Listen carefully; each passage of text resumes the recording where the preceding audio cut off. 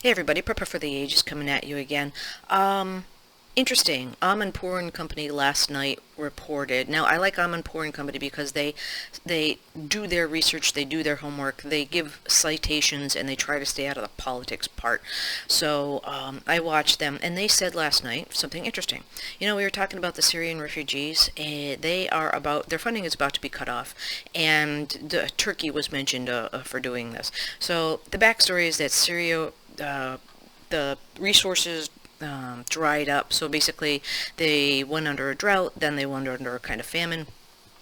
Then they had political strife that unbalanced the country, and there was a lot of political strife. So they had a political civil war, and different countries had a finger in all that.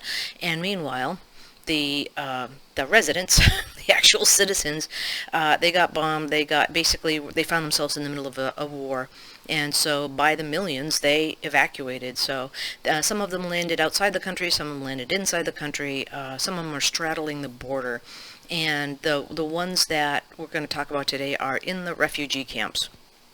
So fast forward to last night, I hear that Turkey, now that the world's eye is off of the Syrian refugees, Turkey has announced, and I'm not sure if it's just Turkey or other countries will follow suit, that they will no longer, they will begin to defund the refugee camps. I mean, they've been there for 10 years, but the people are still there.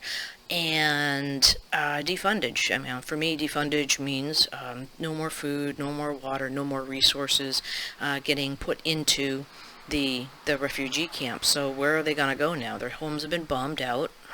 Whether or not they can cross into Turkey or into all the neighboring countries remains to be seen, because that was the reason why they set up the refugee camps in the first place, is because many millions of people were migrating into the neighboring countries, and that was too much of a burden on their economic system to handle. And so they set up the refugee camps, and they were paying for the refugee camps because it was, I would say, cheaper, but it was more efficient, more economical than letting everybody flood the countries and basically have the country take an economic impact. But who knows where they'll go now? Are they going to try to go home to bombed out shells and who knows if their land and their houses are occupied by other people that stayed and took over after they left, or if they're going to go into neighboring countries. Well, maybe it's because after the pandemic, maybe populations have taken a hit. I don't know, and that they can now come into the different countries and help them rebuild.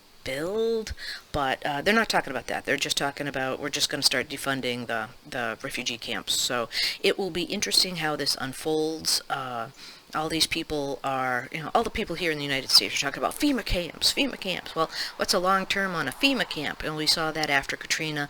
After a year, they were trying to shut everything down. People had nowhere to go. People wanted to buy the trailers. So there was a whole foobar around that. So now we're seeing, okay, what are the end stages of the refugee camps in Syria? Well, it'll be interesting to find out. I do not have a crystal ball.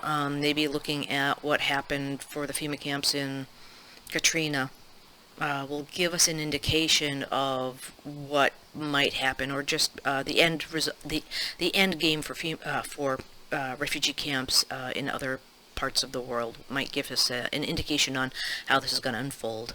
Okay, well, just thought I'd share this interesting anecdotal piece with you. Okay. Hey, if you like my channel, please hit the like button. Please subscribe for more tips, tricks, and anecdotal stories. Okay, I hope you're having a good day. Prepper for the Ages signing out for now.